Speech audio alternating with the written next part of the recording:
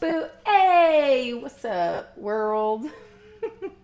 We are live once again, and this time I have my headphones in, so there shouldn't be any confusing bits when I welcome our guest on, like there was last month when I had Coco and Breezy. Although, if you were to watch that now, you would never know because I fixed it in post. That's what you do with live television, folks. You fix it in post. Actually, most of the time in live television, you can't fix it in post, but we can here on YouTube.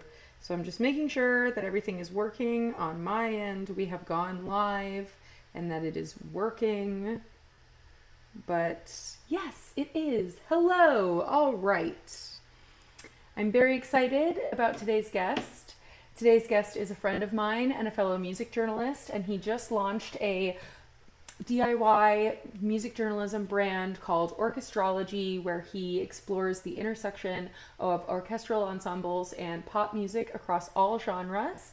You can actually get to know it on Substack. This is the Orchestrology Substack, orchestrology.substack.com.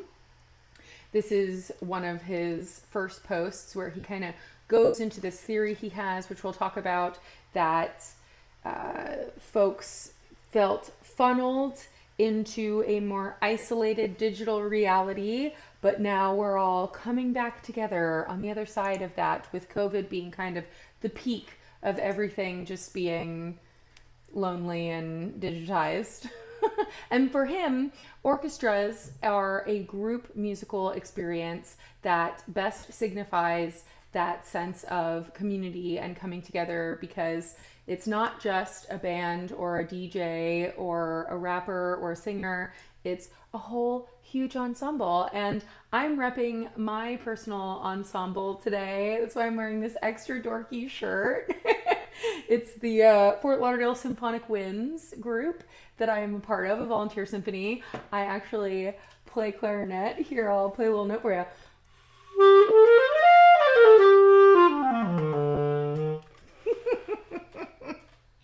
I'm not going to play a lot, but I just thought it would be really fun to break that out and show it to you because it's on theme. Orchestrology's Instagram, you can follow Orchestrology. It's quite new. He's really just got started, and he already has a podcast out on Spotify and wherever you might listen to your podcasts. The first episode was with Hayla, who is very famous for singing on a lot of dance music tracks, in particular, very famously, John Summit's Where You Are. I wanna be where you are. You know it. You know it. And we're going to listen to a little clip of that. But I still have to read this one. This little essay about, without an orchestra, there would be no random access memories. Oh, let's look at this. In a new interview, Thomas Bangalter, one half of Daft Punk, said that working with the 85-piece orchestra on Tron Legacy opened their minds to collaboration. I'm not shocked to hear that. Honestly, that's what I kind of thought when I heard RAM. Like on RAM, they basically took the idea of, in the past we've sampled old 70s disco and funk records, and what if on RAM we created an album that we would have sampled in the past, which is why they got together with Nile Rodgers and all these other icons of the 70s and to make that album. And you know what's funny about that? Justice did the same thing with their fourth album, because as you know, if you've been around Super Cat World for a while, or even just talk to me in the world, I fully believe that Daft Punk and Justice are basically the same band. So, there's that. Oh, look, it's us. It's us. Yay, us. Oh, speaking of Substacks, I am officially back, at least for the time being. It's taken me some months, as you can see. The last post I had before this week's post was about Deep Thrills on Catcalls, which is an episode that you can watch right now here on the Super Cat World YouTube page. And I'm very happy to say that I'm back. And this essay that I wrote is something I've been thinking about for a while, because I've had some weird experiences recently as a journalist in this AI saturated world that we're all navigating. And I write about how I was fired from a bio job I was doing by a client who said they'd rather just use ChatGPT. which was really fun after we were already working together. And then, as you can see there, and then I have some bits where I'm talking about editing work I've done recently and how I realized after a while that people are using AI, and I realized it because they were all using the same turns of phrases and sentence structures and adjectives, and it was driving me crazy. But we're back. You should read that essay. It's pretty fun if you want to just like be enraged with me.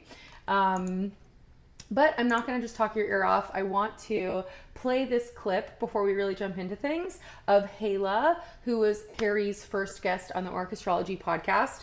And this recent orchestral, well, it's not orchestral. She got with a string quartet and a grand piano player at this St. Pancras Church in England, in London.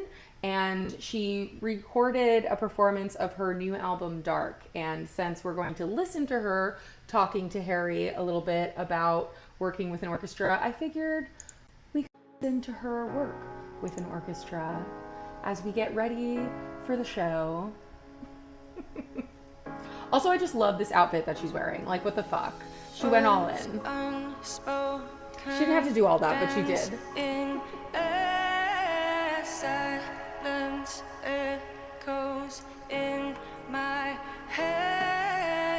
Like, if you're gonna sing with a string quartet, you might as well put on this very Elizabethan, I think is the period.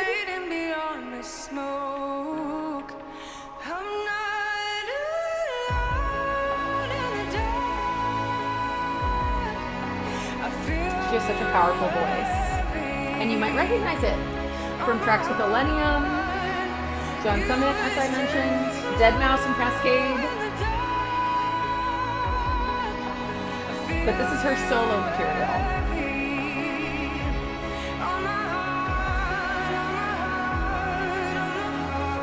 Also, how gorgeous is this church? I want to go there. Tracing fingerprints in dust, chasing memories back to us. There are a lot of DJs who have started working with orchestras. Cat Calls alumni Apache. He's going on tour now with like whole horn ensembles. I saw it at Ultra. It was awesome.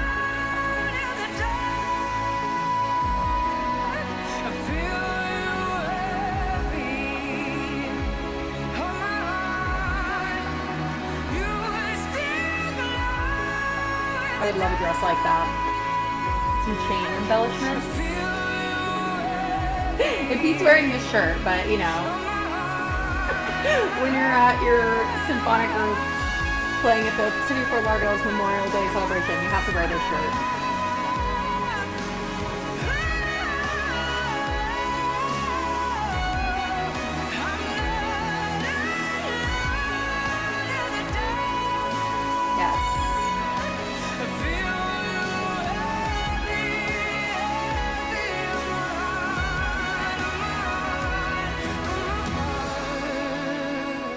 I don't know if there's any other clips from this performance. I thought she did the whole album, but as you can see, this just came out 6 days ago, so it's not even a week old.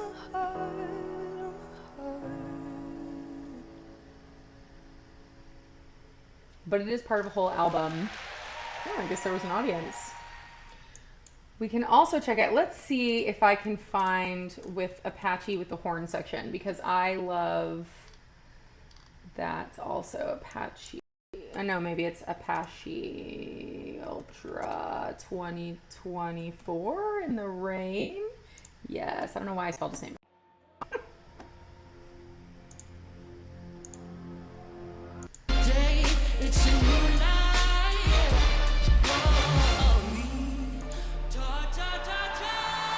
That's not Apache.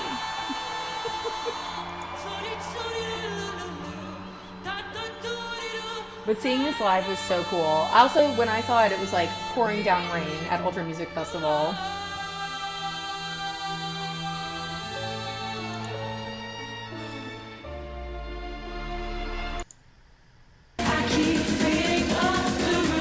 Yes, there he is. That's him. I guess he had this sticker with him the whole time. That's really cool. up too. So, you know, there is a trend happening. Of course, there's also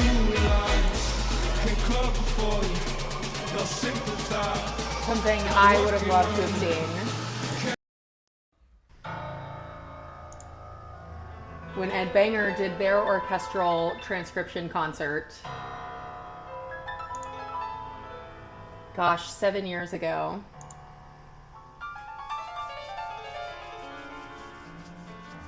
But so cool to hear these dance music classics transcribed into classical compositions.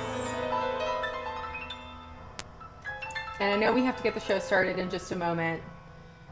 The trend being generic EDM. Do you think generic EDM with full orchestras is still generic?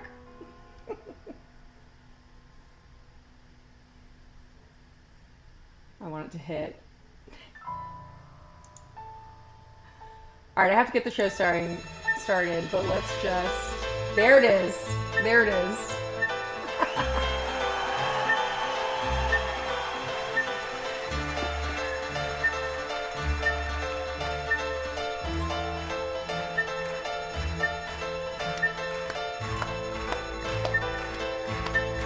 The song I clicked on this because it was the first one that came up, and of course DJ Mehdi, always Mehdi forever. But the orchestral version of Cassius, "I Heart You So, I Love You So" is just beautiful. Well, Jinx, if that's how you feel, you know, you can raise those concerns with Harry today. But it takes a lot of work to transcribe these songs for orchestral arrangements. I went to this performance a month and a half ago or so, where they took the Sailor Moon original soundtrack music and performed it with a symphonic group. And the conductor at the end of the performance explained that he transposed everything himself, which I just thought was incredible. I did not realize that that band was putting all that work into it, but I really enjoyed it. Oh, it's so good. Okay, but I've talked long enough. Oh, dramatic moment.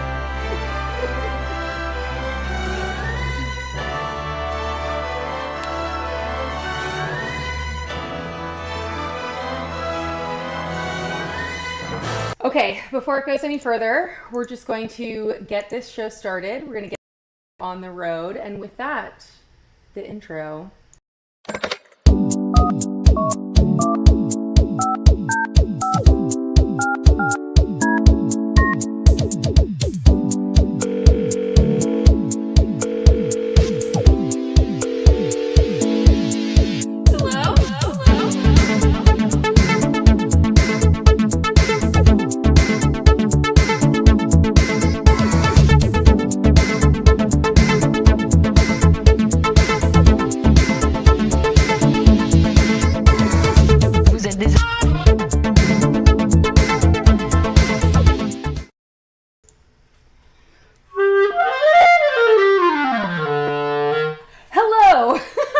Welcome to another edition of Cat Calls. I am Cat Bine, and this is my show that I do about once a month on Thursdays.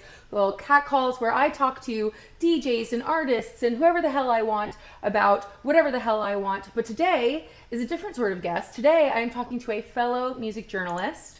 They are my friend. They are a wonderful interviewer in their own right, and I'm turning the tables on them. We met in the trenches of dance music merriment and mayhem. I want everyone to give it up for my friend, Harry Levin. Yes, Harry. Woo! Woo! But it's not just for his talents that I'm talking to him today, although he is quite a prolific freelancer with bylines in music tech, the LA Times, Wallpaper Magazine, the Grammys editorial arm, and much more. I met him under the umbrella of dance music, as I was saying, but he's also covered much more than that, interviewing and reviewing artists and shows across rock, pop, hip-hop, and most importantly these days, the overlap between all these genres and orchestras. Like myself, Harry was a band geek back in the grade school days. He even continued his trombone playing into his college time, which is not something I can say for myself, although the allure of parties eventually took him away from all that. And now he's coming back to his symphonic roots. He recently launched his media brand Orchestrology, which is a three-pronged platform with a podcast on Spotify and wherever you get your podcasts, a Substack newsletter delivered straight to your inbox, and an Instagram where he promotes all the goings-on of the Orchestrology brand. There, he concentrates exclusively on the bridges that connect pop music and classical composition. His first podcast featured singer Hala, most famous to dance fans as the singer on John Summit's hugely popular hit, Where You Are, I wanna be where you are, you know it. And she was a wonderful guest for the show, having just sung on stage with orchestras alongside DJ icon Pete Tong, as well as for the BBC Proms performance at the Royal Albert Hall in London. And she just last week released clips of a performance for her recent album Dark with a string quartet and a grand piano accompaniment at St. Pancras Church in London, which you can watch on YouTube right now. But to get us started, we're going to listen to a short snippet of Harry's Orchestrology podcast with Hala, which I've set to footage of that performance in the St. Pancras Church. Please enjoy, don't go anywhere, because when we come back, I'll have Harry on the line to chat about DIY music journalism and the intersection of orchestras with pop music, and maybe we'll bitch a little bit about AI, maybe we'll just talk a little bit about being band geeks. I don't think he's going to play his trombone like I played my clarinet for you, but you really never know. Don't be afraid to ask your own questions, because this is your show as much as it is my show, but without further ado, here is Harry Levin's Orchestrology podcast featuring Hala, and we'll be right back with Harry in a moment. Allegro! Having that really organic live element within, I suppose, shows and showcases just really kind of elevates the way it sounds, and also makes the audiences feel like they're kind of a little bit more intrinsically connected to the show to a certain degree, because it's like you're seeing it happen absolutely live. It's not just something that's being played and pre-recorded. It's kind of happening right in that room that you're in at that moment. People are remembering that they want to engage with other people, right? They don't want like a condensed, minimalistic live music experience. They might want that or some other elements of their lives, but not with live music. Yeah. No, totally. I mean, I think there's definitely something to be said about sort of the digital fatigue that we may all have, and I think that people really want to feel more of a connection to live music, because I think genuinely, for me anyway, personally, maybe speaking for a lot of other people, but going to see live music is like a real mental reset for me. And I think that be that a DJ just singularly on their own, or a vocalist just singularly on their own, or a live orchestra, I just think that being able to play with context and space and texture in a live environment, I think there's so much more room to play. And I think that people are finding that actually they want to take those extra people on stage and bring a different sort of spin to what people may hear online, and actually giving audiences in real life something different. And also obviously for like longer format things and shorter format things, then going on to the online space. But I think it's just giving something a little bit more organic and playful and textural to different sounds and genres of music.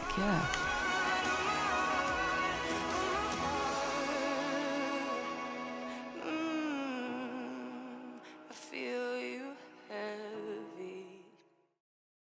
And hello! And that's how it works. Hello, Harry. Hello. We were just in the digital green room talking about what a joy it is to do something all by yourself and put something together all by yourself, and all of the fun technical difficulties that can happen with that. Do you want to share about your technical difficulties with the class, Harry? No, just always have. If you're doing stuff like this, it's best to have a direct connect to the internet. Trust me. Yes, actually, weirdly relevant to today's conversation, I was going to ask you if you're familiar with the artist Apache. Do you know that producer's work? He's like the bass guy who will do like the horns Yes. stuff. Yes. Yeah, like I've heard of him. I know he played at I think he played at Red Rocks while I was living in Denver. I did not see it, unfortunately, but I am generally familiar, yes. Yes, well, I think, free advice. You don't have to take it. I think he would be a great person to have on the Orchestrology podcast one day because he's all about the intersection of orchestras and his music. And he's a very thoughtful young man who I had on Cat Calls season 1 back in the day, or season 2, or who fucking knows what season.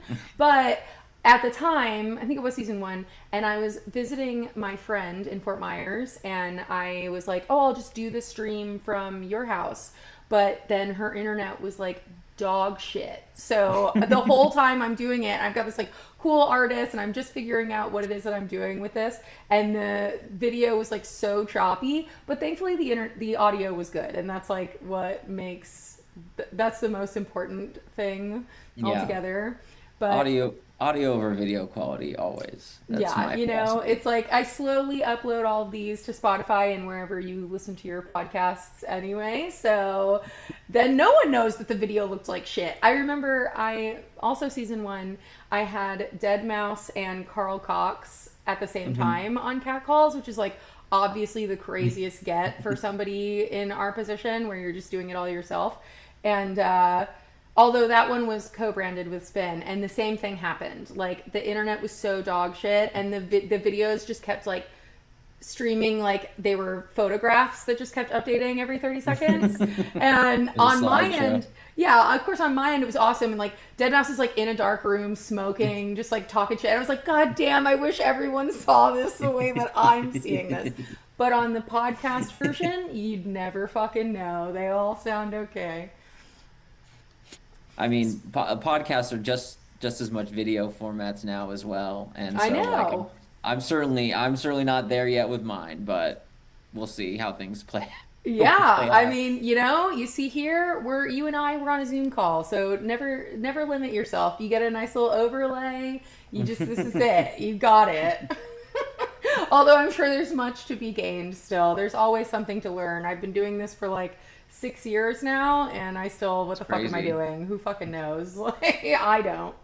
But speaking of podcasts, we were just listening to a little clip of your first Orchestrology episode podcast with Hayla. How was it to kick off this new podcast series with such a stellar guest?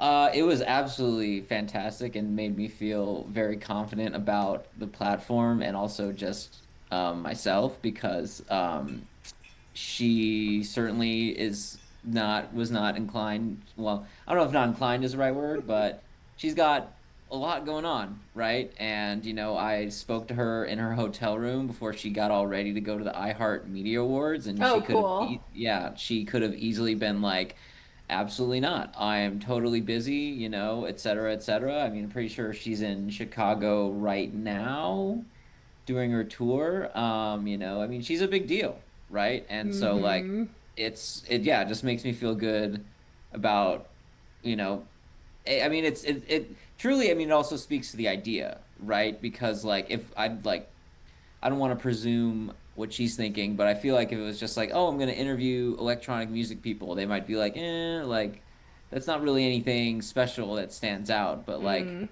kind of felt like to me, like she was really particularly excited about the topic, you know, which is like, everybody that I've talked to about it, whether it's during a podcast or just mentioning it offhand, like it's either like they're already kind of familiar with, you know, not necessarily the trend, but just like they're more involved in music and they're like, ooh, that sounds interesting because, you know, I'm into music, or just like the concept of in general, it's always like, I'm really interested, or it's like, that sounds interesting. You know, it's nobody's like, you know, maybe nobody's just said it to my face. Definitely haven't gotten any sort of negative, this is dumb kind of feedback. And so, you know, to get someone like her who, you know, just like, I mean, you know, for her to be excited about it, for her to have so many relevant, great things to say about it, you know, and also like this mainly, I mean, not mainly, well, at least part of the reason it happened is because, you know, I've gotten the chance to, you know, interview her a couple times, and if I made a bad impression, they absolutely would not have wanted to do it. So it makes me feel good about me as a person and makes me feel good about my idea. And, you know, I mean, like it's a high, I came in hot and I want to keep the bar going, but like I definitely feel confident that I can. So yeah, and you will. and I will be tuning in. I love, there's so many things that I want to chat with you about during this hour conversation, but you already touched on something that I wasn't really thinking about asking, but now I will. You and I both have previous careers and established careers as freelance music journalists. And it's one thing when you reach out to an artist for, on behalf of music tech or, the Grammys.com or Spin or whatever publication you're working with that has its own established reputation and people are really excited to be in that magazine or on that website. But it's a whole nother ball game when you start out with something on your own. And of course, you have these established relationships, exactly like you said. You've talked to Hayla a few times before. She knows you. She trusts like the conversation that you're going to have is going to be a quality one. But isn't it kind of like fucking shitball scary to be like, hey, do you want to just like come me out? Especially if it's your first one. Like you didn't even have anything that you could necessarily show Hayla and her team about, oh, this is the podcast, this is what I'm talking about. So you want to know one of the reasons that it happened was I reached out to Alex Greenberg, who you know very well. Shout out the who's queen. Hayla's publicist, and I reached out to her and I was like, do you know who did the orchestral arrangements for when Haley performed with the BBC proms? And Alex is like, why don't you just ask Hayla? I was like, oh yeah. So that, I mean, like, again, confidence is important. Didn't have it as much as I thought didn't have it, wasn't maxed out in that moment, I guess I should say. Yeah. But again, it's another thing where it's like Alex wouldn't have mentioned that if she had a bad impression of me as well, right? And so I guess it's it there I guess that like, so I guess that confirms what you're saying. It is kind of scary, and like for me to think like, oh hey, like Hayla wouldn't just do it for me, but it's like other people think that she would, and then she totally did. So it was like it's very affirming. So I mean, and I guess it's like that's other than the idea, just really believing that the idea, I'm already seeing this kind of result where it's like it's not just the idea, there's also merit in me being the person behind it, which is really awesome. Yes. It's the only way I can describe that. Yeah. Okay. Still, even more things that I want to talk about. But let's talk about this merit that you have as the right person to head something like a concept like orchestrology, and that's your band geek credentials. Let's talk about it.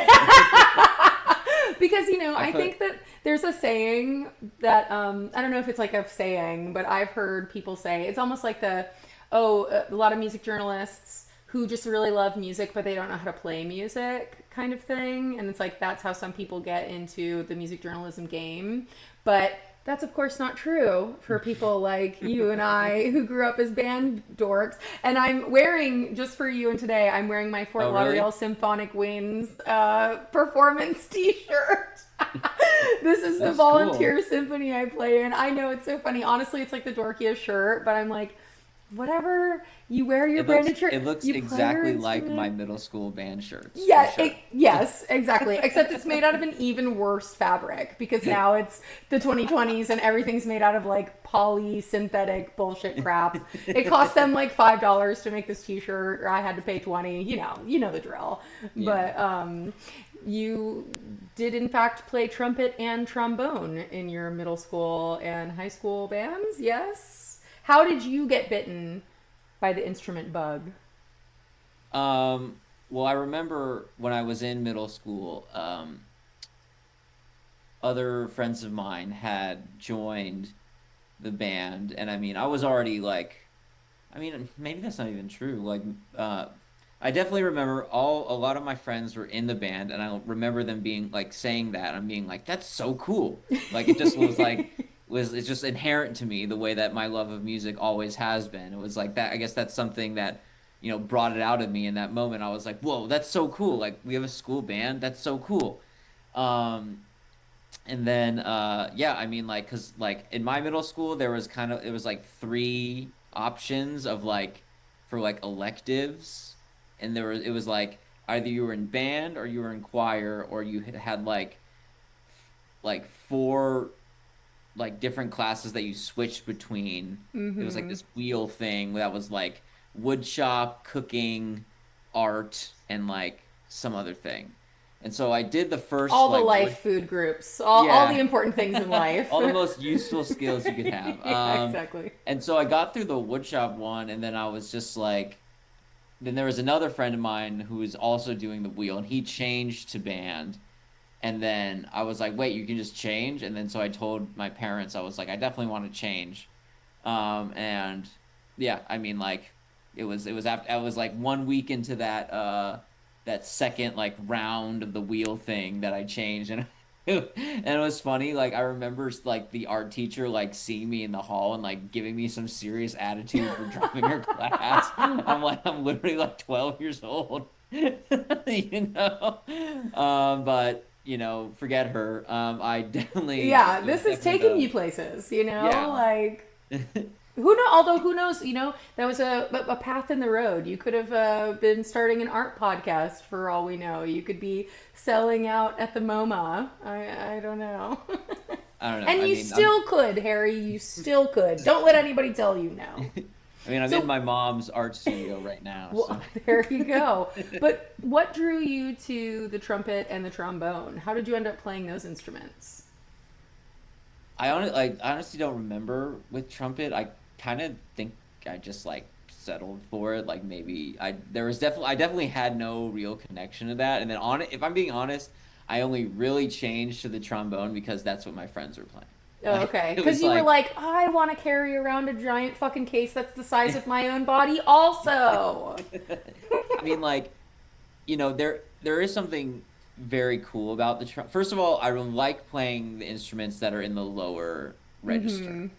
All about right? that bass. Yeah. Yeah, because I mean, in all the music that I really love, like the first thing my ears are drawn to is the bass line. Like how does somebody use that, Mm. frequency that is not so often heard but always felt and is Mm. and also when it's gone, the song sounds so unbelievably empty, Yeah, true. And so, and also like like I mean, at least now, the fact that it's like such a completely different kind of like physical motion to pretty much every other, it's very unique, right? Like Yeah. all the other brass instruments, you're just pressing the button. Same thing with the woodwinds, Mm-hmm. strings is all, the same depending. Like trombones are very unique in the way that, it's, you engage with it physically. Because I mean, something I've always said is, you know, once you have like the musical knowledge inside you, learning anything new in terms of like output is all just physical, right? And that Mm-hmm. even applies to like That's true. DJing. Yeah. Like I mean, I used to just think about it as instruments, right? Because you're like, oh, you know the notes, you know the scales. So once you know how to do all of that with your fingers and face, it's just transferable. But honestly, I would even say it to like DJing as well, because even like first of all, DJing and key is very important. But it's just like the musical knowledge and the way things sound together is already within you, and then all you need to do is like, beat match and press play at the right time. And so, Mm-hmm. yeah, that is a that is a core philosophy in how I think about music for sure. Yeah, that's why I'm so glad that I was in band in grade school Hmm. because, I was always into music. I was always a music lover, even as a kid, before I knew how to read music or play it in any capacity.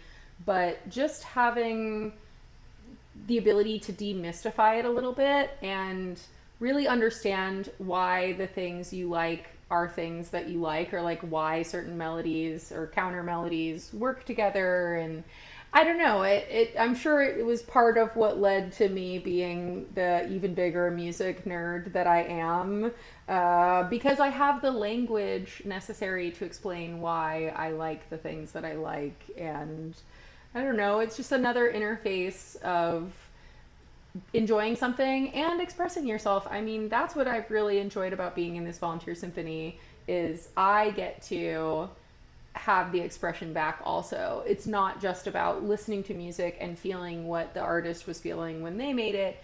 Now I also get to play the music and express myself and have that experience. And that's why music programs in schools are very important.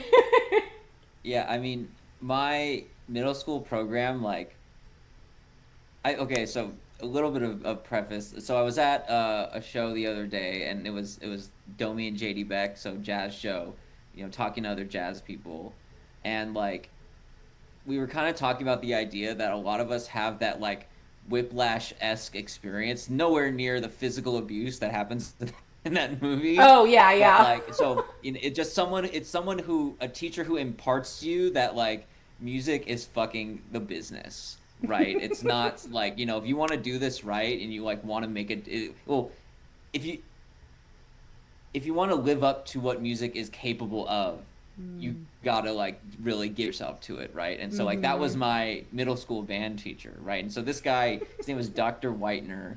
He worked, he was our director, but he also worked at USC in like the education department. So he would like bring in student teachers from USC. So like we didn't have just a guy who was like teaching middle school kids. We had this guy who was teaching future teachers, Yeah, right? That that's was the so guy we were awesome. learning from, right? And like, like the way to minimize this is like he was the first teacher who ever used profanity in front of me, Hell you know? yeah. Band teachers are always doing crazy shit. My band director in high school, he was teaching us the importance of where we emphasize the notes, why it matters, all of this stuff that's underneath the notes. And he wrote on the whiteboard, "What do you do with a girl who drinks liquor?" And then he put a comma in between drinks and liquor, and he was like, "So now it's, what do you do with a girl who drinks liquor?" And we're and we're all like, 15 years old. So that was the funniest thing I'd ever heard in my life. But this is Yeah. the adult saying it. So. Yeah.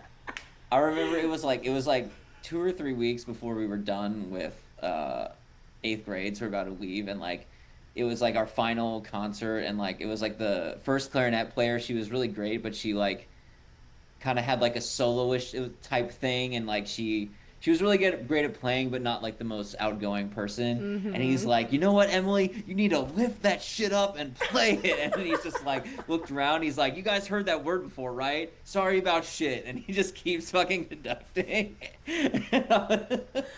I fucking love And it. so yeah, like, and like he never like used profanity like towards us, but just like, Yes. he was very he was it in part he treated us like adults, right? Yes. In like from the start he treated us like adults. And yeah, so like I very much credit that experience with being like, this is all like music is so important. And like it'd be funny because like the people who obviously weren't as into music, they'd be like, "Oh, I hate him, blah blah blah." And I'd be Right. like, "Dude, this is he's like my favorite teacher I've ever had." Yeah. Dude, I fucking love this guy. Are you joking? Totally. He just said SHID in front of everybody. But it's true, and it's about like expressing that passion, and I think that's maybe why band teachers are that person, because they're up there trying to get you to bring the passion out. And I think you brought up a really interesting point that I never thought about before. Putting yourself as a grade school kid in a position where you're going to stand up on a stage, play an instrument in front of a bunch of people, and kind of like declare that you're into this at such a young age. I'm sure it also in some way armed us both to be the type of person that would feel comfortable being a journalist and going up to someone and being like, "Hey, I want to chat with you about this stuff." It's like, I remember being in journalism school and there was a girl who was like at a protest that I was at, and I was trying to interview people at the protest, and she was just kind of following me around and recording what everybody was saying.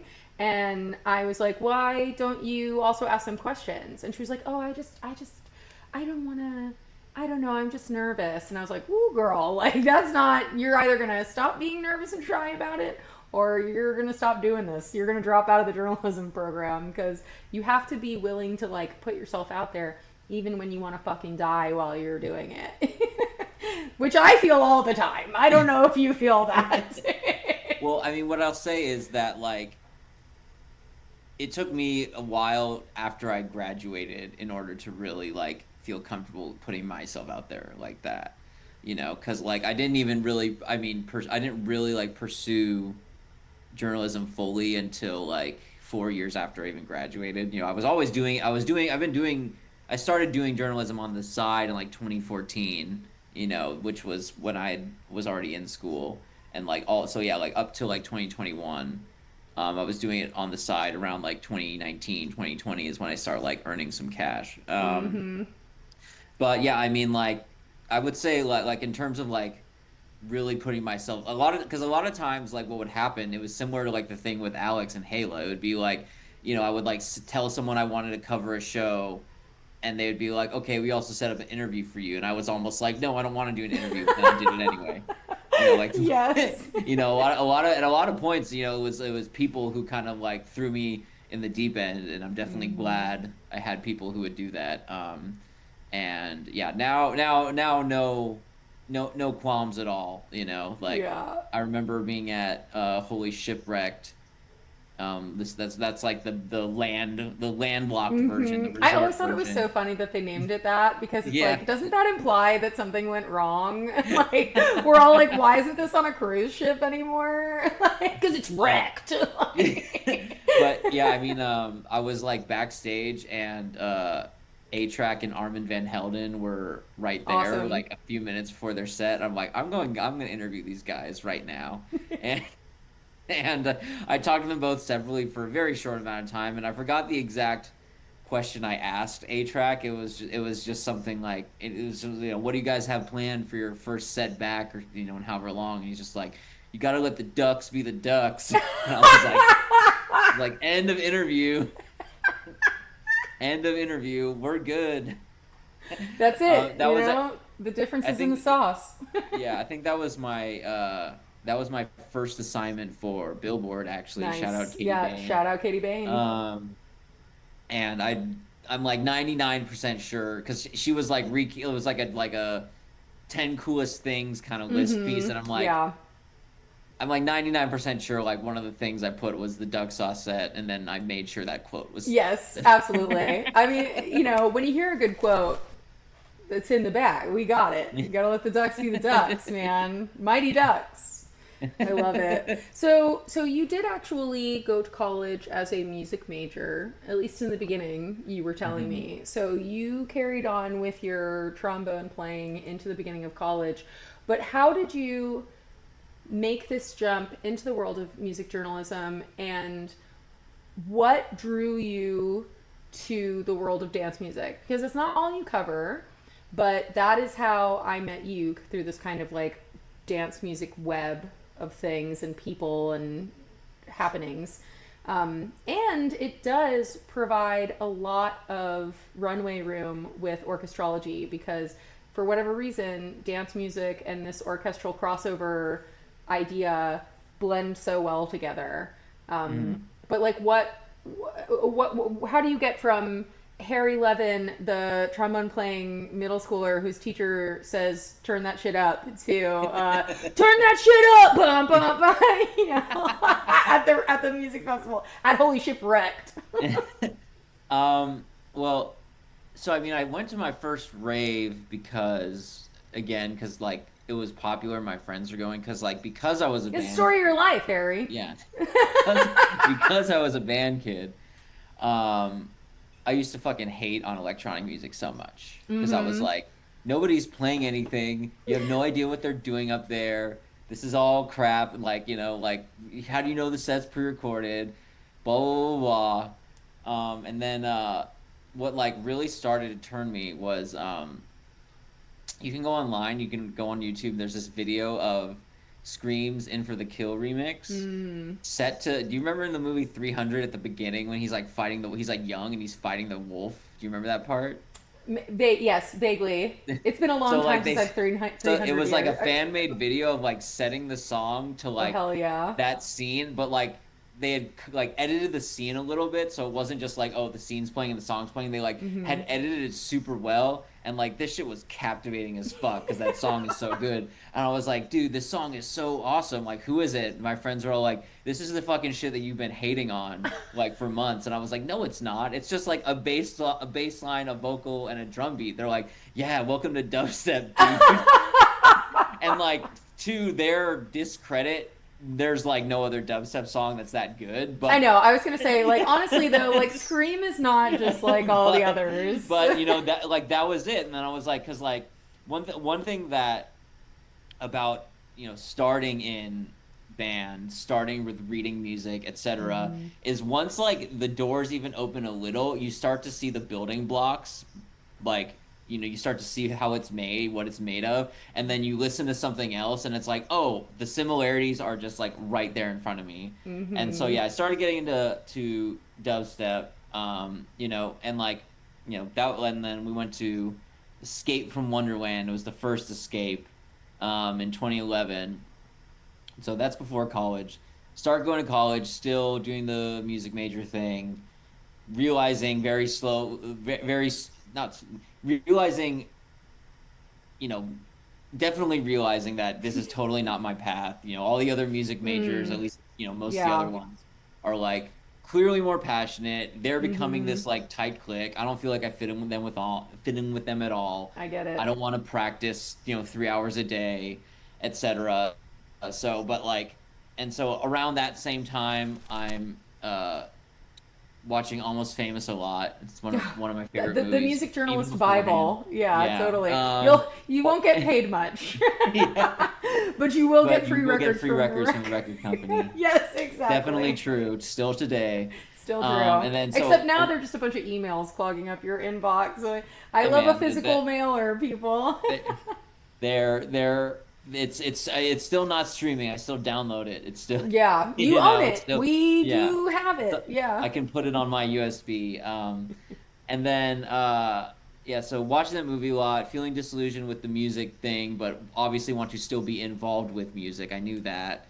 And like before I made the actual switch was when I realized like, you know, I still wanted a way to get into shows for free. And so, I told you the NSFW version of when I met this dude at a party who had Oh, started his yes. own. I won't recant it here, but and so after I heard this guy essentially say that he started his own Tumblr to get into shows, I did the same thing. And then so basically doing the writing, going to raves, then I make the switch, from well, yeah, basically it's the fact that I started getting so many free tickets just from my own devices, right? I was like, wait, like I can do this. This is real. I'm feeling really good about this. And so that is like, all right, I'm ready to make the switch. And then in terms of the dance music element, like, as much as I love it and it has a very special place in my heart, it's still not like my all-time favorite genre, but I around feel that time, like 2014-ish, like EDM was still like psh. you. So I'm like, Mm-hmm. well, if I want to make a career out of this, I should probably write about the thing that's blowing up. And Yeah. that's exactly what happened. Yeah, yeah. I'm right there with you. Like, honestly, at the end of the day, I think about this a lot lately, actually. And I'm just going to say it. I'm going to say it out loud. I don't think I ever shy away from saying it, to be honest. But I come from like a punk, post punk, goth kid background. That is Mhm. all of the music that I loved growing up. And then when the Bloghouse thing was happening and, Electroclash, and you had this mix of rock and roll, punk rock ethos with this electronic music sound, which I started going to raves when I was in high school before rave circles started to be really rock infused like they were in the late to mid 2000s. Mhm. But once that started happening, I was like, this is it. This is my scene. Like, this is where all the things that I love converge and I'm into it. And then I started writing I started a blog in college and then I started writing for the Miami New Times. And so dance music, like, was the thing as I started writing. And at the time, dance music had all of these shared interests with all the stuff that I loved.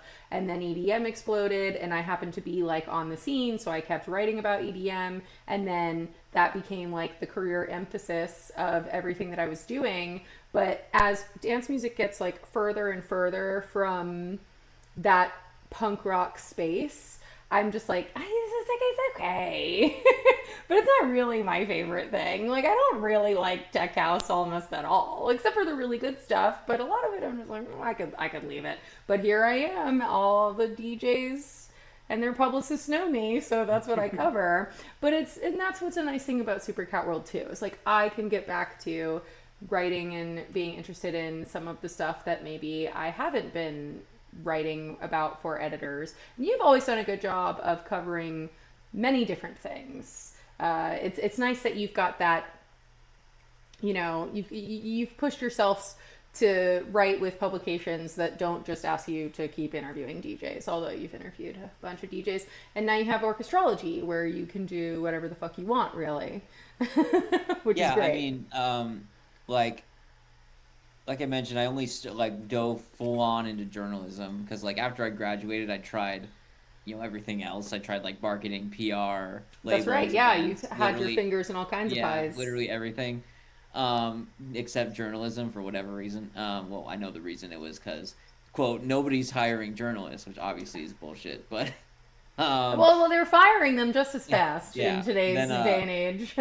Shout out Brooklyn Vegan and everyone who just lost their jobs this week.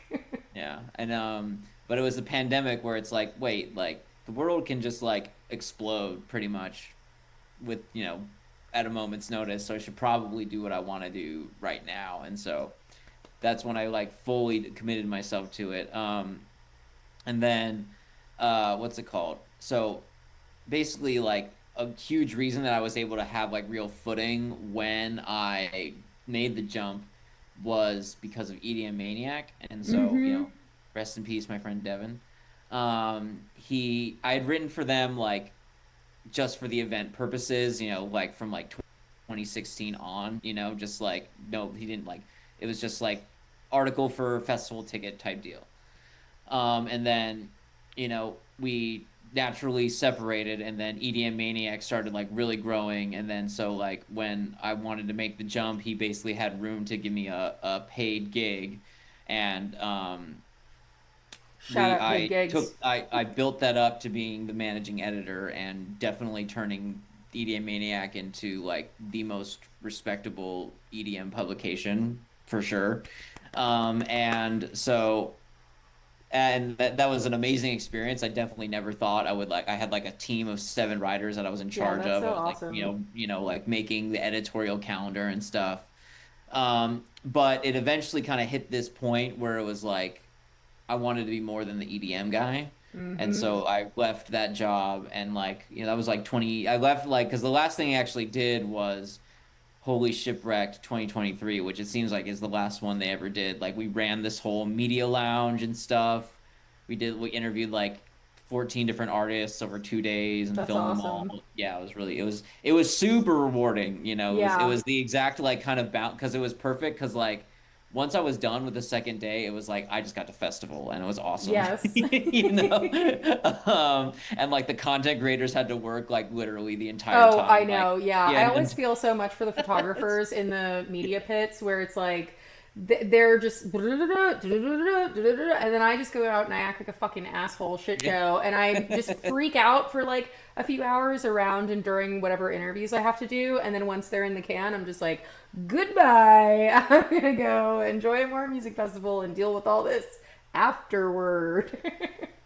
No, absolutely. And I mean and then so yeah, but basically it was a perfect like send off, and then so that was like 2024 when I was like wanted to like build my reputation beyond being the EDM guy, and I succeeded with that. To have done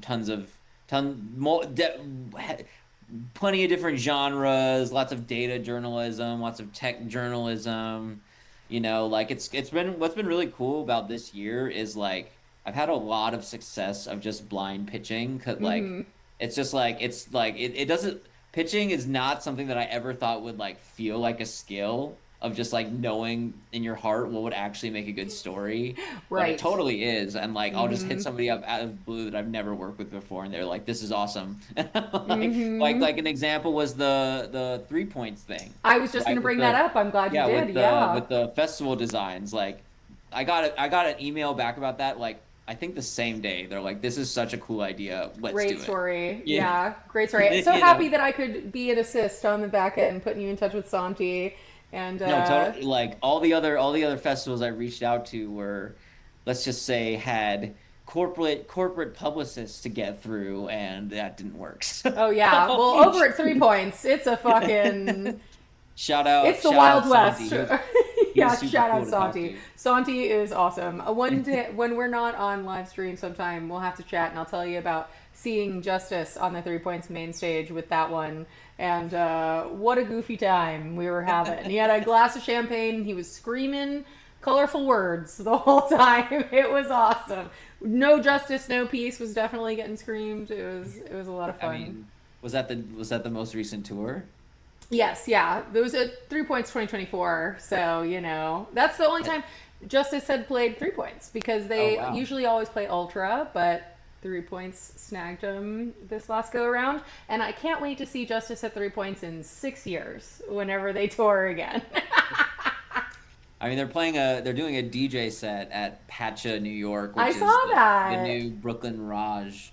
Yeah. I've heard decent enough things about the venue so far, and nobody's gotten kidnapped, like that whole craziness. Fucking So, crazy. Yeah, that was a um, wild story. yeah.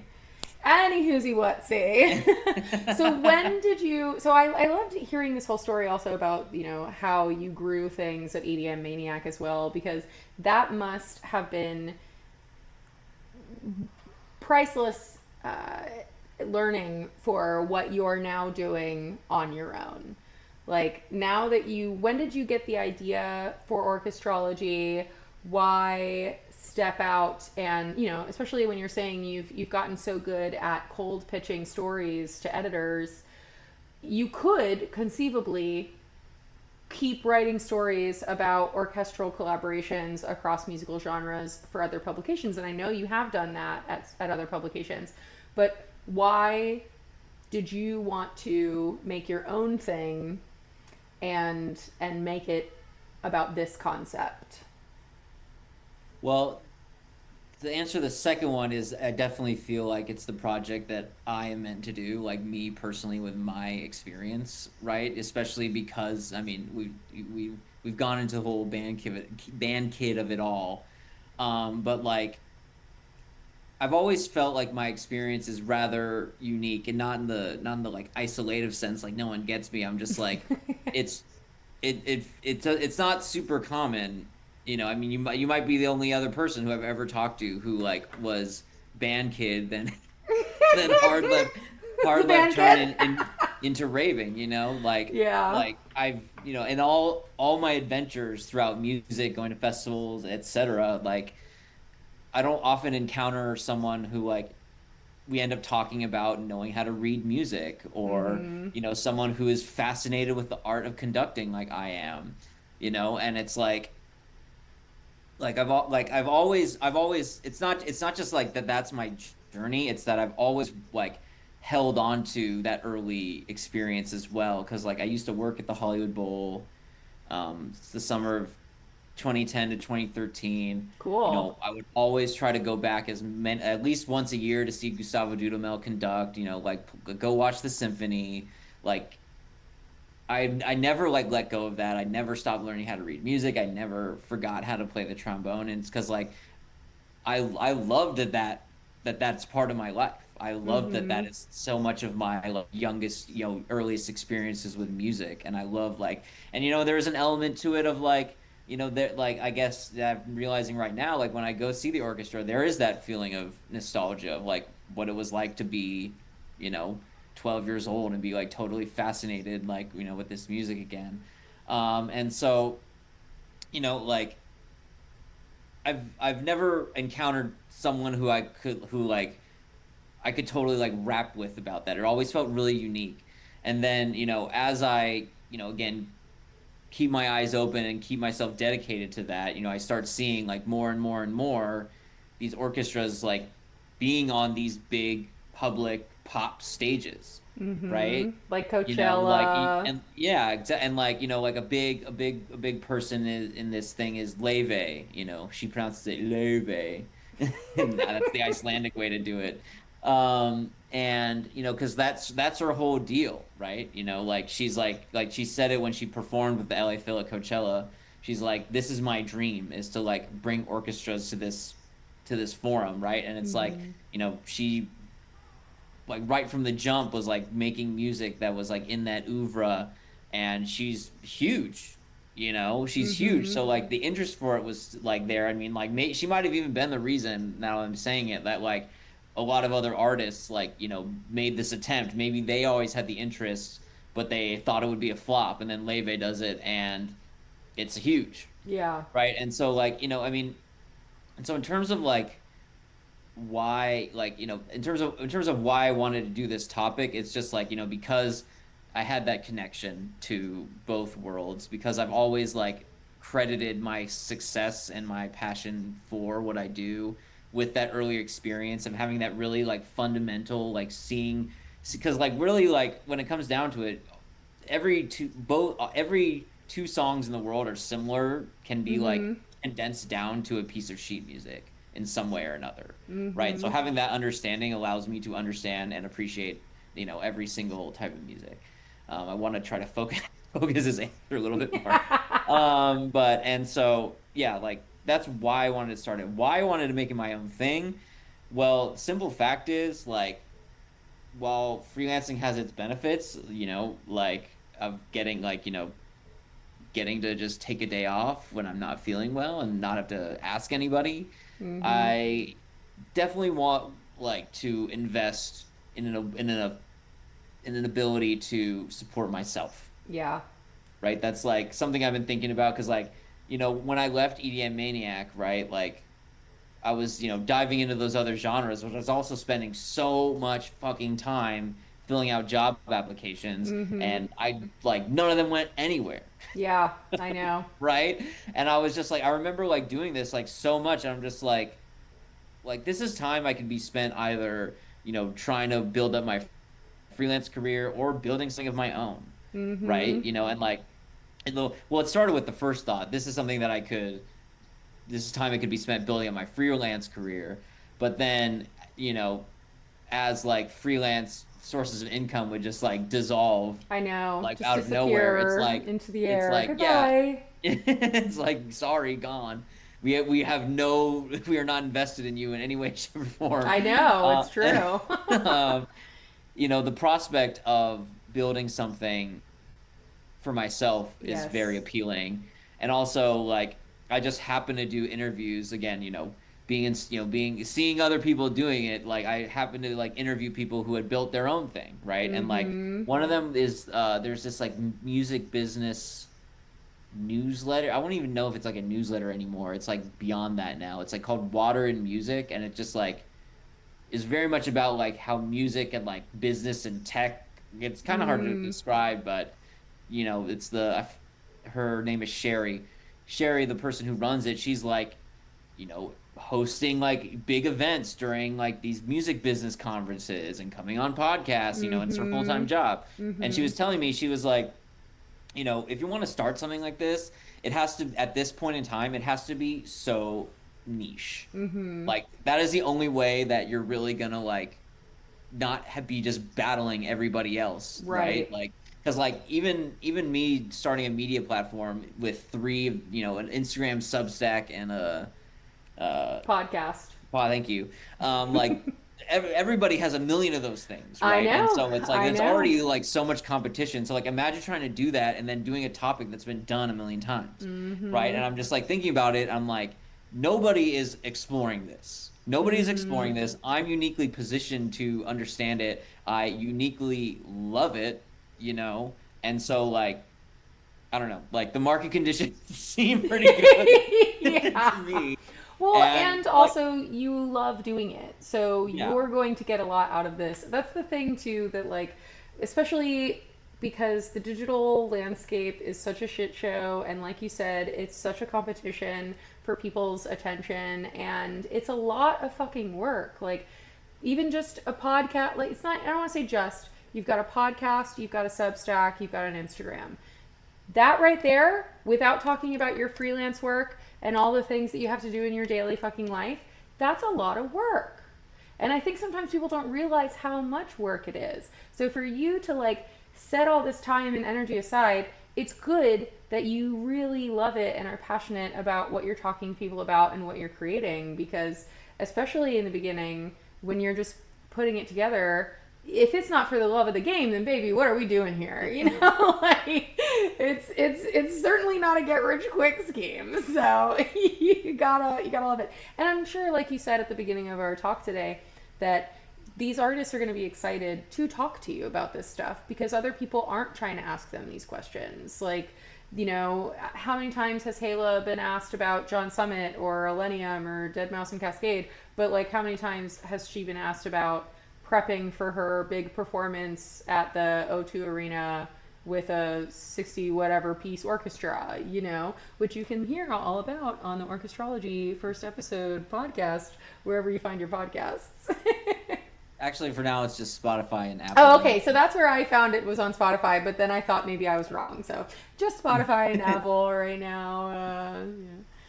Yeah. But yeah, I mean, like, shit, I had something that I wanted to remark on from what you said. It's What about was really it? loving it, being really passionate about what you're doing because it's not. Oh a yeah, quick no, work- okay, so yeah, so a very intentional part of the way it exists now is like not overloading myself. Yes, that's something I Right. don't understand at all. Yeah. I've never not overloaded myself a day in my life.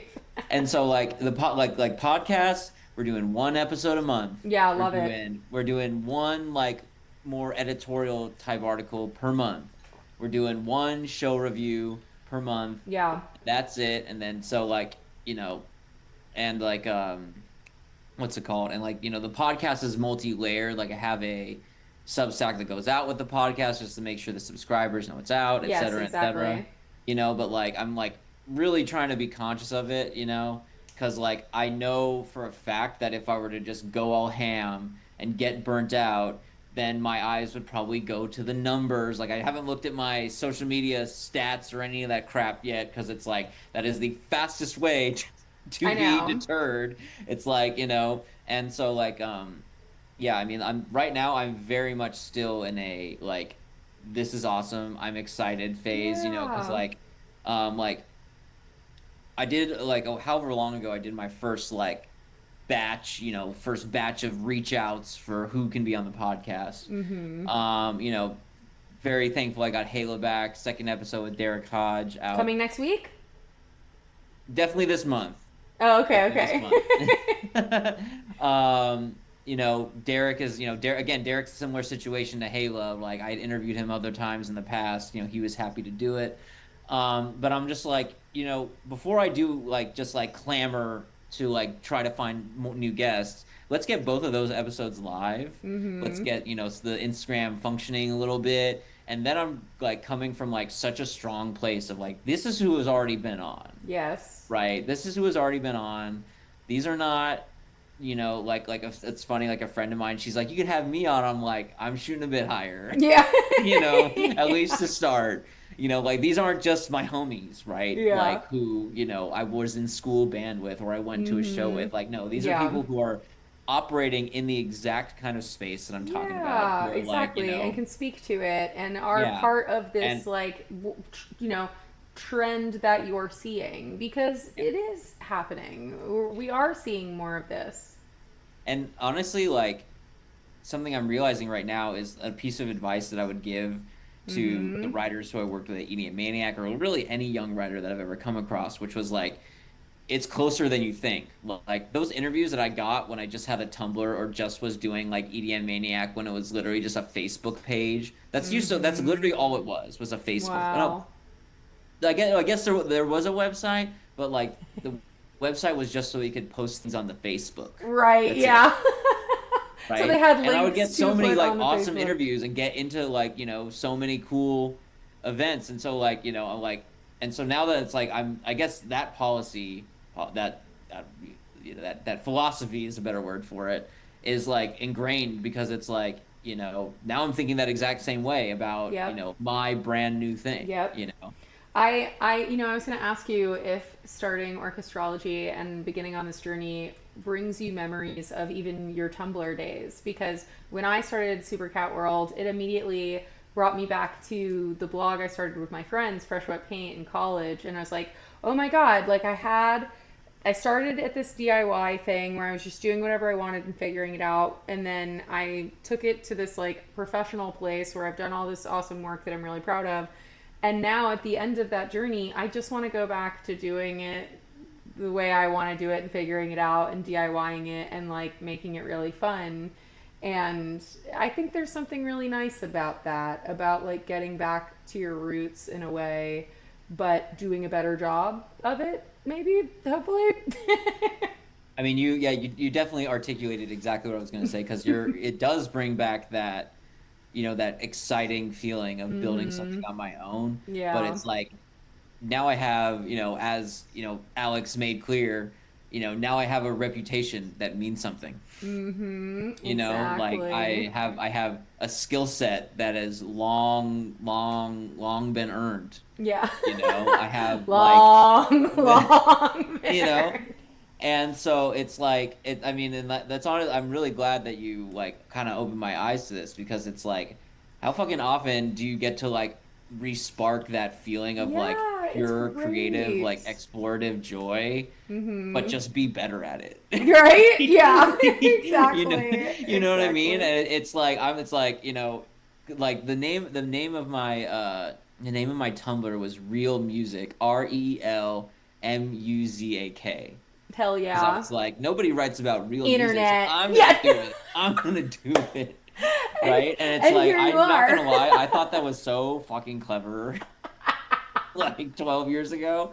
And like, what I know is, and like, so like, this is a perfect cross like example of like how it, kind of built up, is because like I don't remember the day it was. I wish I did, but I remember thinking of that word orchestral, that title orchestrology, and I was like, because like, I think coming up with the name might have been like what really like emphasized like, okay, Yeah. you should actually do this, because that name is fucking dope. I know, I love it.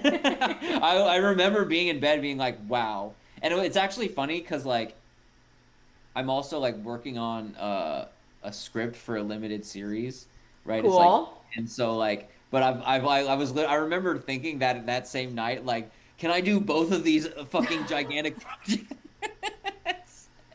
And I will admit, the script has taken a bit of It's a hard to step juggle back, it but all. It's hard to juggle it all. I've never like, the script has always been like, if even as long as it just like looks like a script, I don't care if it gets made. Whereas like, orchestrology can be like a real fucking thing, like, again, like, it totally can. Yeah, and it is, and that's the thing. Congratulations. It's a real fucking thing. You've already done it. Now you just have to keep doing it. That's the real joy. That's the real joy. I want to talk to you before we get too close to like calling it time about your hourglass theory, which you wrote an essay on the Substack all about, Mhm. because I think that that really gets to the essence of why people are perhaps leaning into this like, oh, I want to work with large ensembles, oh, I want to transcribe my music that I wrote on my computer or like with a band in a studio, but make it this larger than life emotional thing. But it's your theory, so I'm going to let you explain what the hourglass theory is. And I think it might explain a little bit of like, why are we seeing more pop stars and rappers and DJs doing this sort of thing? Well, the gist of the theory, it's the easiest to explain when it comes to live music performance formats, because the orchestra was the most popular thing like 18th, 19th century, like 50 to 100 people. Then once we get to the 20th century, you got the jazz big bands, which is like 20 people. Then it goes from that to like rock bands, which is like 3 to 5, and then it goes to solo artists, and now we're at AI, which is 0. So that's, Right. getting like an hourglass, going grain of sand by grain of sand from it the most possible to nothing. And now it's getting flipped as we see the orchestras become popular again. But when you think about really what that means, it's not just about an orchestra, it's about people being involved, right? Why do you think vinyl has exploded in popularity? Is because even though pretty much nobody knows the process of actually making one, is that they want a more human connection to the music, because streaming is literally the least human way to connect with your music ever. You don't own that, Yeah. right? If Spotify like like went down, you literally would lose all your music. You wouldn't be able to Yeah. listen to shit, right? Yeah. And all And these so playlists that I spent so much time curating. yeah, they're gone. Yeah. And They're so not just sitting in a CD sleeve that I have hidden in my closet since the I mean, 90s. even downloading those promos that we get, that's I better know, than that yeah. because Yeah. that's like, at least on my USB, right? And so, vinyl is like the complete opposite of that. Like it took however many people to, start a plant, to, choose Mhm. the color, to, make sure the machines are running like right, to distribute it out, right? You know, people want people want that in everything more than they have ever since like the internet has become a thing, Yeah. right?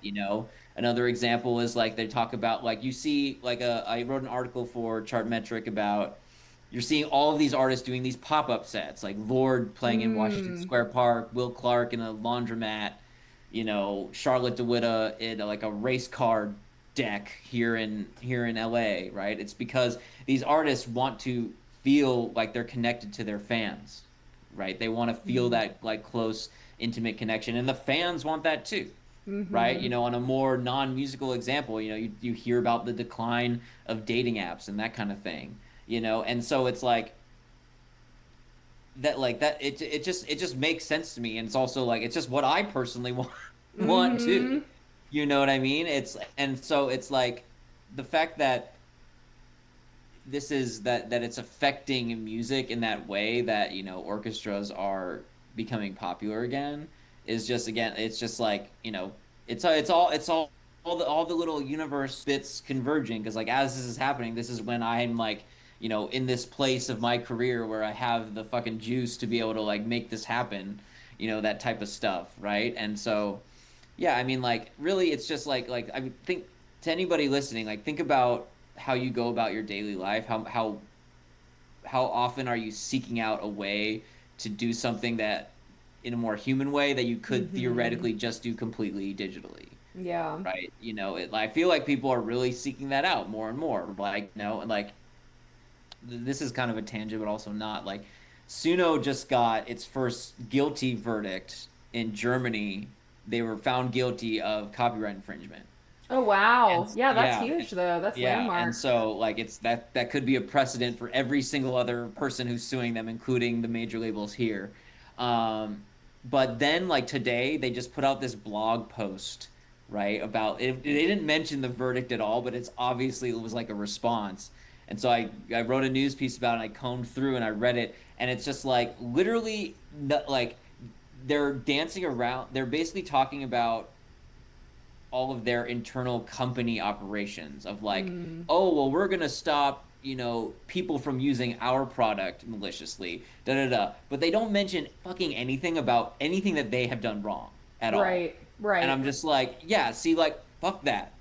Like, like, fuck that. This is the kind of company that is doing this AI shit. I mean, like, what I've said about AI before is like this AI music thing is like these people who started these companies, they weren't trying to do anything music related. They Right. just saw AI was advancing and they're like, how do we make money off of this? Oh, well, we can use AI to, do text prompt to song, whatever. Right. And of course, people are going to pay to use that because there's so many billions of people who don't want to do what we did and learn how to Right. play an instrument and learn to write a song. Right? There's so many people who would just pay $10 a month to be able to do that. And of course, now they're worth like billions of dollars within like what, like a few Mhm. like very short amount of time, right? But like these people like these people behind it, they're like they don't care about people at all. Yeah. They don't care about human beings at all. And so Or like when just you like the expressive process that comes with learning an instrument. Like I keep seeing all these clips of artists talking about like, no, you don't understand. The joy of what I do for a living isn't in having the finished product. It's in making the thing. yeah, Like that's actually the most fun. And as a person who's made things, I fucking agree. Like the most fun part of making a video is figuring out how you're going to make this fucking video. And then once it's done and it's over and it's like whatever. I mean, a lot of successful musicians get to go on tour and keep playing their music for people, but The fun part is figuring it out. No, I mean, I'm the same way with interviews. Like one thing I've Mm-hmm. noticed just in talking to other journalists, it like at least seems to me like I do way more research beforehand than a lot of other journalists, which Mm. no shame on however anybody operates, right? I just know that like based on talking to other people, like I go like Nardwar and that shit. Yeah, it's Some of fine. What are we doing here? We're not going Nardwar. some of his questions are kind of like irrelevant to be honest, but I get it. He's like a kooky guy. That's his whole Yeah. thing. But like so yeah, like I go super deep because I want to engage with this person. Like I don't get to Mm-hmm. like just like talk to this artist or this person who's doing something cool like whenever I want. So I'm going to take as much Mm-hmm. advantage of this time that we have, even if it like takes me a bit more time on transcribing, Yeah. etc. But like I definitely feel like that fuels the piece way better because it has a much more like individual kind of human holistic like fuel behind it, Yeah, right, than just totally. like um and yeah, and I mean like definitely a fact is like I've never once like thought about once my article goes up like, oh, I wonder how many views that got. I don't That's never crossed my Well, and mind. as a freelancer, so often you just have no fucking idea. I mean We like just don't have there access to that there information. there are a couple like couple publications where they gave me access to the CMS to like just save time and just have me do it Yeah, myself. yeah, But like I mean like maybe like once I've like gone and looked, but like I just really it's just kind of irrelevant because it's like yeah. such an intrinsic joy for me to do my work, and I Mm-hmm. feel incredibly grateful that I have that. Like Yeah. you know, I mean like I tell people Same. it's actually on one on my Hinge profile like I don't get the Sunday scaries like Aw, like that's it's like cute. Yeah. we'll hit it off if you love your job so much you don't get the Sunday scaries. That's cute. I love that. I want to ask you, first of all, also, I want to shout out my friend Joey in the comments, who, in response to your hourglass theory, said not to be confused with the Ira Glass theory, which explains why people are so smug on public radio. Joey's always coming through with the good jokes, so I wanted to shout that one out. But I want to hear from you what your go to orchestra, pop music crossover examples are. Like if somebody's watching this and they want to go listen to an example of an artist who's done this to great effect, what do you like that you've seen that someone could also still listen to? I know you've gone to a lot of shows where this is happening and maybe those aren't necessarily all recorded and shared or at this time, but what are the pieces that you think best exemplify this trend? So my immediate jump wants to say just St. Vincent because she's Yeah. my favorite, but Yeah. I mean, she's definitely on the list, but I would honestly even say just from a pure kind of like exploration, go to Faye Webster's. I can't remember the name of the EP. It's like something in a car, but okay, just type in like Faye Webster orchestra album and you'll see it. And the reason I'm saying this is because what she did was she didn't just be like, okay, I'm gonna make a normal song with my band and then have an orchestra too. She like made just orchestral songs. Like the orchestra was her band, That's right? awesome. And so I Yeah. saw her do that at Disney Hall last year. It was actually the day the Dodgers won the series again. Woo! Go And Dodgers. yeah, and so like she didn't like because I was wondering like this is Disney Hall, this isn't the Bowl. Like bands don't just play at Disney Hall. Like, is she gonna have a band? It's like no, it was just her and the orchestra and her like it's like her the guy who always plays piano in her band. He played piano, but that's it. And I was like, Wow. this is like fucking unreal. That like she just turned because like she had the songs that she already wrote that way on the record whose name I unfortunately can't remember, but she also did other songs that were just written with her band. Those were converted into full orchestral pieces with her on vocals, and I was like, holy shit. And actually the third episode of my podcast is going to be the guy who did those arrangements, Oh, that's Trey Pollard. That'll awesome. be a good one too. And so that's that one I think is the coolest because it's like the full integration, right? It's like it's just like no, she's going fully orchestral with songs that were written for a normal like pop band format Yeah. ensemble. Yeah. Um, just listen to St. Vincent's because she's just the most incredible artist who's still alive.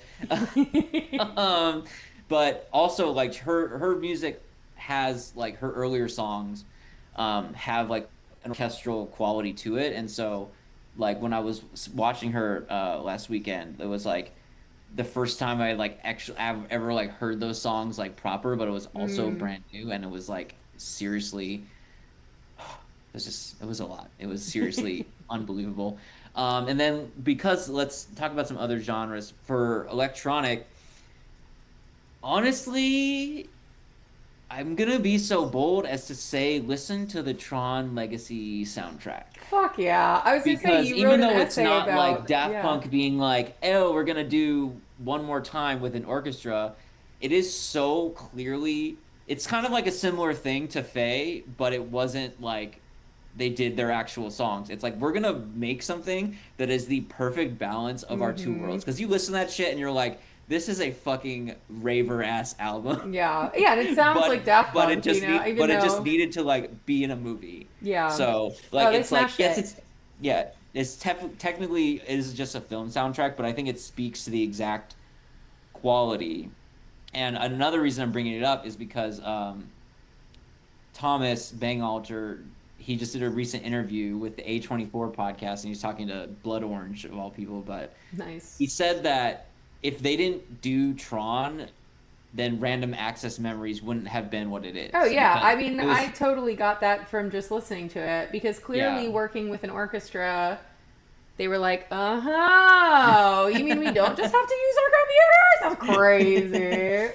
Yeah, I mean, he's like literally before that, before we did Tron, it would just be the two of us in my room, and then Yeah. we're like, wait, it's like it's almost it's like almost the same thing as me. It's just being like, wait, we can get anybody we want to be on an album with us. Anybody, literally in the Yeah. world, would fucking kill to be on one of our albums. Yeah. You know, and so that's an electronic for rap. So I don't know if there's I can't think of like a rap album, but I would say go find. There's definitely some of it on YouTube at least. Find Nas at the Kennedy Center celebrating Mm. 20 years of Illmatic. Illmatic. Yeah, you Because know, Nas was one of the first names that came into my head when you started talking about hip hop because I can just hear his music with strings. It's yeah. I mean, obviously Kanye with My Beautiful Dark Twisted Fantasy also brought in some serious string elements and such, but Nas has such good music for that. Mhm. It's like it's already so grand and over the top. The Portishead is getting dropped in the chat also. They have a live album with some nice orchestrations, so we can check out some orchestral no, Portishead as well. no, I mean, I only discovered that that album existed like not too long ago. So See, now you're gonna whoever, be the guy. You gotta go listen to all of the yeah. orchestral. Or, I mean, are you big into Melancholy and the Infinite Sadness? You know, Billy Corgan brought an orchestra in for his '90s opus. I mean, there's like that. That's what's cool is like this isn't. It's not like the newest thing ever, Right. but it's like more people are like getting on board, right? You You should know? do. I'm not telling you what to do, but you should do a listicle newsletter where you do like throw up some of your favorites or like through time. Because now I'm also thinking of like the Beatles. Like, were they the first pop band to get with a fucking orchestra? So you want to know what's funny? I don't like one of the first might have been like the Scorpions, that hair metal band. And the reason I know this is because of marching band.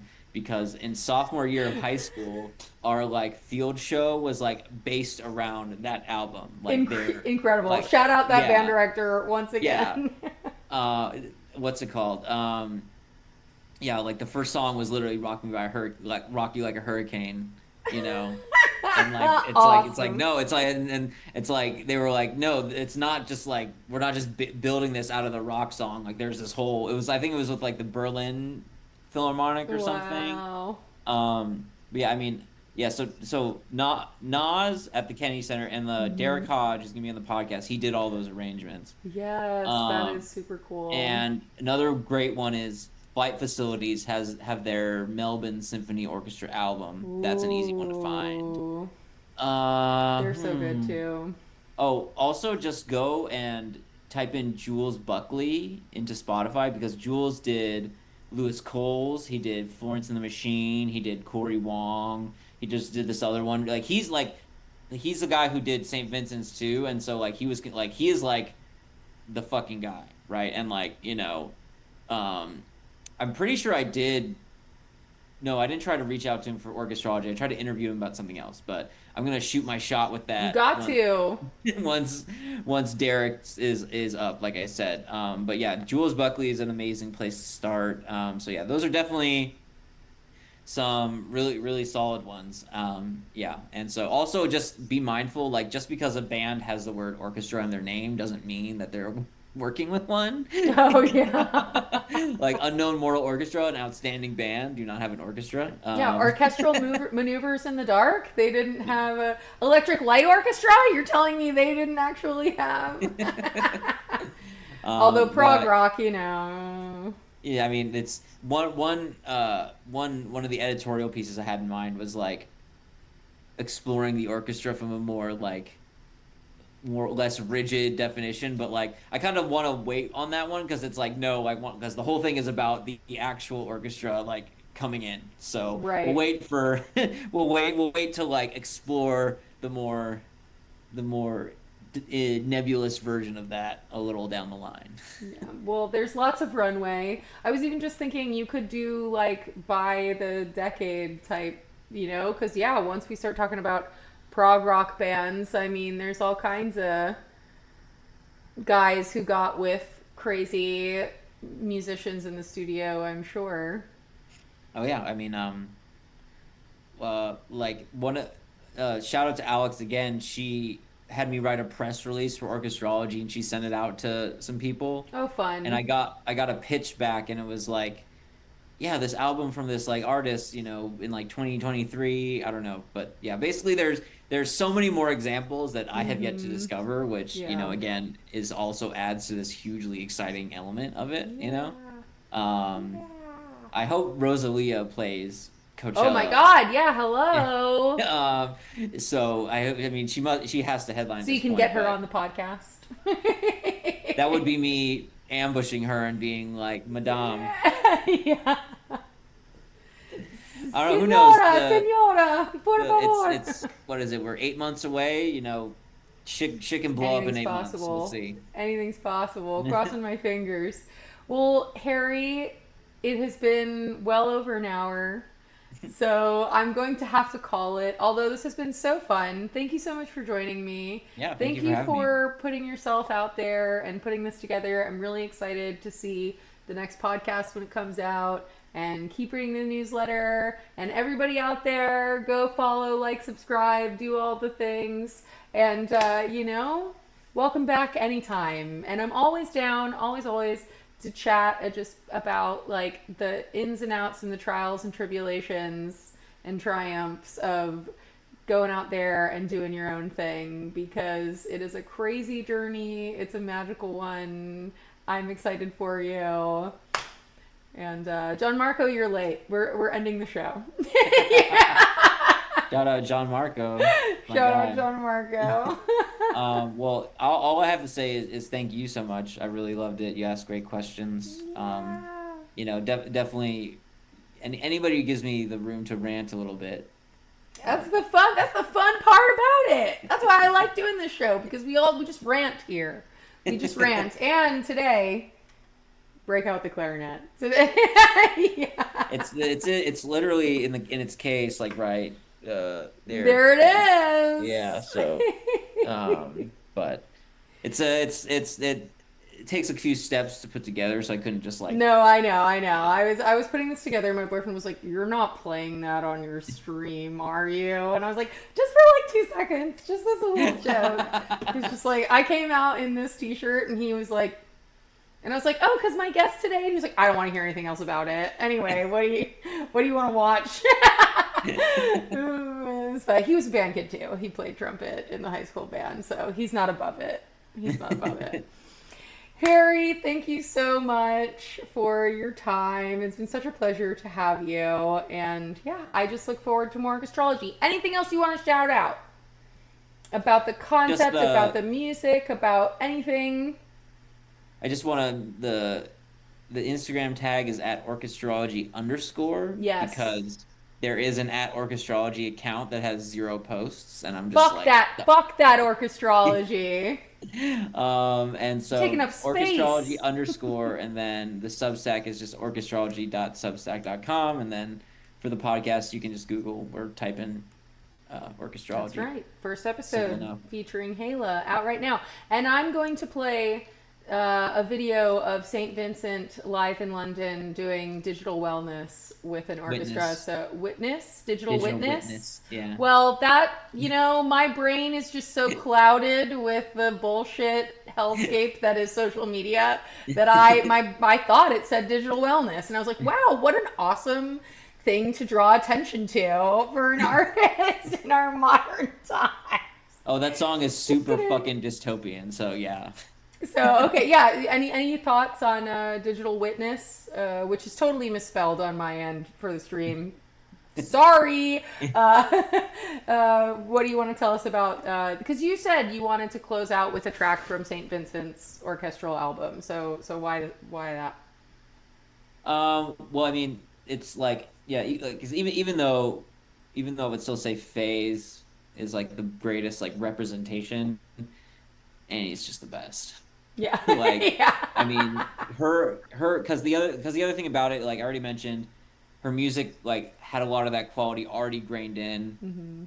She was working with Jules, who's just so experienced, but then also another person who really did a lot of the arrangements. Her name is Rachel Eckroth, and Rachel has been in. I've followed Saint Vincent on tour twice, and both times Rachel was like the keyboardist in her band, and so they obviously have a very like close relationship.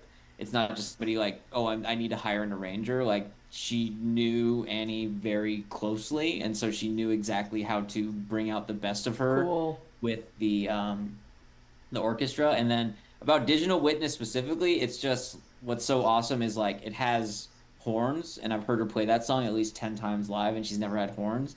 And this time she has every horn that you need. And so the horns just sound so, there's a reason she obviously put them in the song, right? It's like, it's almost kind of like, because the music video has like, these like humans like because like marching behind each other kind of like falling in it's like about like falling in line and submitting to the will of the media, right? Like Ah, just staring yes. at a screen like Submit to me. yeah. And so like it kind of has this like kind of like marching like feel almost. Mm, And so like we've been in marching band, like horns are what like you know what belong, what they make the best version of that kind of like aesthetic for sure. yes, yes. And this brings me to ask, ska music. Where does it land on the orchestrology map? I don't know about the orchestrology map, but I will say that in that zone where I fucking was hating on electronic music, I was looking for a genre that had my instrument but wasn't jazz or classical. And so I was so fucking deep into ska shows for a few years Oh, I there. believe it. Yeah, you Like, played trumpet and trombone. Yeah, yeah, buddy. like give me a skank pit over a mosh pit any day. Fucking Aquabats played Coachella in 2024, and like there was like a line to get into the stage, and I was like, I'm cutting everybody. I don't fucking care. I'm getting in that tent. I'm getting in that tent, and like it was definitely one of the best sets of the whole weekend. Like I wear my joggers right, and so like I was literally holding my phone and my wallet and everything in my hands so they didn't fly out. Just like it was like yeah, that's like so it's like, because I mean, my first show that I went to, just like not escorted by an adult, was the Aquabats. And Nice, I was like nice. 14, Hell and I yeah. remember like As it should be. one of my like growth moments was like sacking up and getting in the skank pit because I saw people like saw it going around and I was like all nervous for whatever reason, and then I'm just like I'm going in and like because I mean and like to jump ahead, one of the reasons why I actually like really enjoyed going to raves and stuff is because I was never afraid to dance in front of people, and I feel like a lot of people who don't go to raves specifically because they have that fear, and like understand why people do, but all it takes to get over it, it's literally the quickest fear to get over ever because you just start moving in whatever way feels natural and you realize that nobody gives a shit as long as you're not Yeah, bumping into them, and then exactly. it's just like wait, that wasn't scary at all. In Yeah. fact, that was awesome. I always say, it's like that phrase, dance like no one's watching, but I always add, because they're not. They're not. They They're don't care. fucking not. Again, Nobody's watching you. just don't be that dick who's bumping into people, then you're good. Yeah. I definitely, back in my dance floor heyday, I was bumping into a lot of people. But my rule was always, if you spill someone's drink, you have to offer to buy them another one, like... And say, it's just the kind thing to do. Harry, I'm glad we talked about ska right there at the end. Come on back. We'll talk about ska some more. And next time we see each other, it's on site. I want that trombone coming out. We're gonna have our own 2-person jazz. We'll busk together. How about that? Let's have a busking moment together someday. That would certainly be awesome. I would love that. All right. On that note, thank you so much for coming. I'll see you soon, hopefully. Bye. Bye. Bye. And books and other cat calls on the books. I don't know why I'm singing, but because Joey and Gianmarco, you joined a little late. There you go. Thank you so much for joining me today. Thank you to Harry. And shout out Orchestrology. You can find him on Substack, orchestrology.substack.com. You can find him on Instagram, orchestrology_, and podcast Orchestrology on Spotify and Apple Music. First episode with Hayla. It's up there right now. Hayla from John Summit's Where You Are. You know that fucking song. And that's that. Speaking of Substacks, my Substack is back. Go check out supercatworld.substack.com. Fuck AI. That's what we're all saying these days. That's what the essay's about. And we will be back with another episode of Cat Calls next month. I can't tell you who it's going to be because I'm going to figure it out still. That's how we do it. But on the way out, we will be listening to St. Vincent's Digital Witness, not Digital Wellness, which is what it'll say on your screen, but it's Digital Witness, live in London with the whole symphony orchestra. Here's one thing to tell you. A symphony is a group without a string section, and an orchestra is a group with a string section. So this is an orchestra. Joey, Gianmarco, I love ya. Enjoy the song. 2, 3, 4.